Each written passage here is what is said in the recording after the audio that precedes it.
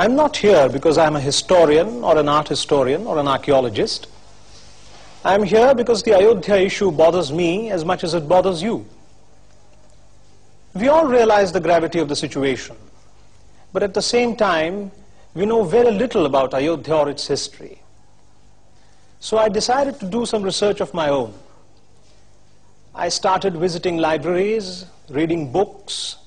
I also started gathering and maintaining date-wise data of the important happenings. This is an attempt to present the information before you in order to help you to form your own opinion. Ayodhya, the word literally means unconquerable or unvanquishable. It has a history of wars and struggles for over 2,200 years since 150 BC. But even before that, the mention of Ayodhya as a capital city established by Manu, an emperor of the solar line, and the birthplace of Sri Ram, can be found in Sanskrit literature, including the most revered epics, the Ramayana and the Mahabharata. Koshalo nama mudita Svito janapado maha Nivishtaha sarayu tire Prabhuta dhanadhanyava Ayodhya nama nagari Tatra sila loka vishruta Manuna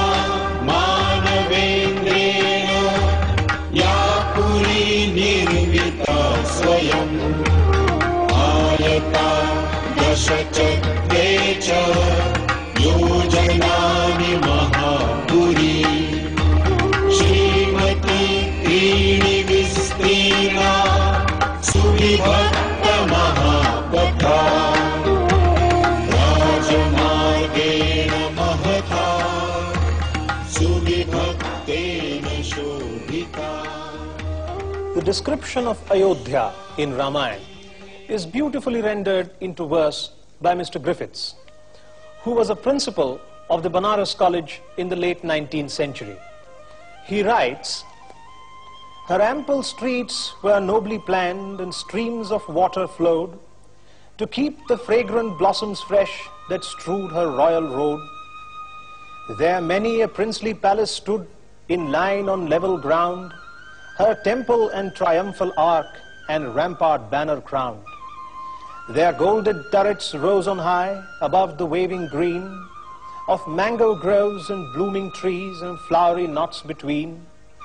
On battlement and gilded spire the pennon streamed in state, and warders with the ready bow kept watch at every gate.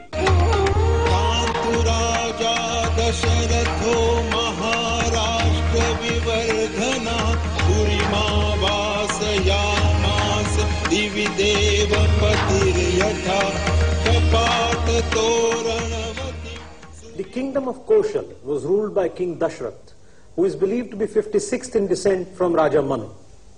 His three wives, Kaushalya, Sumitra and Kaikeyi, lived in their respective palaces. Sri Ram is believed to have been born in the Kaushalya Mandir, which is believed to be the birthplace of Sri Ram or the Rama JanmaBhoomi. In Brahmanda Puran, Ayodhya is described as holiest of the 6 holy cities.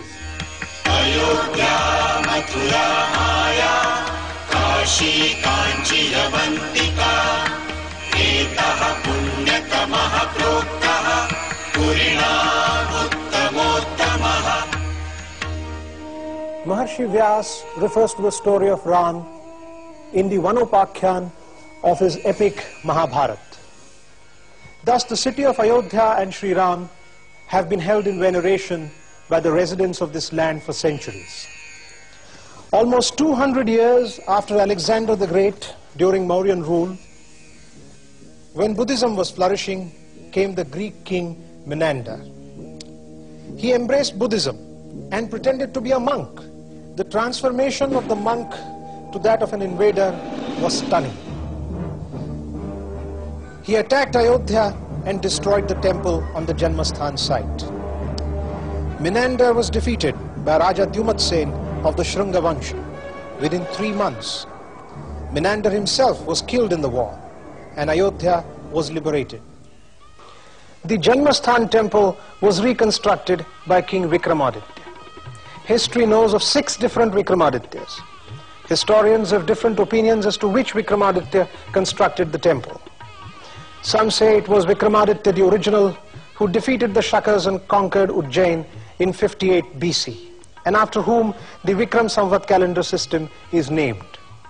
Others attribute the reconstruction to Skandagupta, who also called himself Vikramaditya and built the temple in the late 5th century AD. However, it is generally accepted, as P. Carnegie mentions in his historical sketch of Faizabad, that Vikramaditya's main clues in tracing the ancient city were the river Sharayu and the shrine still known as Nageshwarnath, which is dedicated to Lord Mahadev. It is also generally accepted that Vikramaditya constructed about 360 temples in and around the city of Ayodhya. The tradition of veneration to Sri Ram has continued in the Hindu society in one form or another. The earliest known inscription to testify to this is the Nasik cave inscription of the Shatavahan kings. The celebrated Sanskrit dramatist Bhas identifies Sri Ram with his Archanavatar.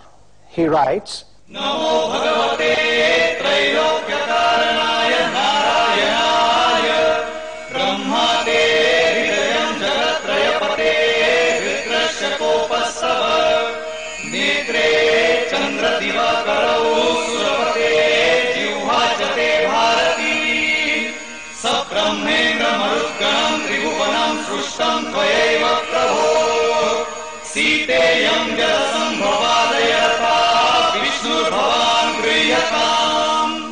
Evolution of the tradition of worship of Sri Ram as an incarnation of Vishnu is evident in the early Rama shrines and inscription. The 4th century shrine at Ramtek, the Gandhar inscription in 423 AD, the Chalukya inscription in 543 AD, Mallapuram inscription in the 8th century AD, Amba Mata temple near Jodhpur in 11th century AD, Ram temple at Mukundpur in Rewa district in 1145 AD, Hansi inscription in 1168 AD, Rajiv Lochan temple at Rajim in Raipur district are some of them. In 12th century, at least 5 temples existed in Ayodhya. They were Guptahari at Gopratar Ghat, Chandrahari at Sargadwar Ghat, Vishnuhari at Chakratirth Ghat, Dharmahari at Swargadwar Ghat, and Vishnu temple on what is known as the JanmaBhoomi site. Mahmud Ghaznavi looted and destroyed the temple of Somnath and went back. His nephew Salar Masood advanced in the direction of Ayodhya. On 14th June 1033, Masood reached Bahraich, 40 kilometers from Ayodhya. The people, united under the leadership of Raja Suhail Dev, Suhail Dev's army attacked Masood, defeated his army and killed Masood himself. Abdul Rahman Chishti writes in the biography of Masood titled Meerate Masoodi, मौत का सामना है, फिराक सूरी नजदीक है, हुनूदों ने जमाव किया है, इनका लश्कर बेइंतहा है, सुदूर नेपाल से पहाड़ों के नीचे घाघरा तक फौज मुखालिफ का पड़ाव है। मसूद की मौत के बाद अजमेर से मुजफ्फर खान तुरंत आया, पर वह भी मार दिया गया। अरब ईरान के हर घर का चिराग बुझा।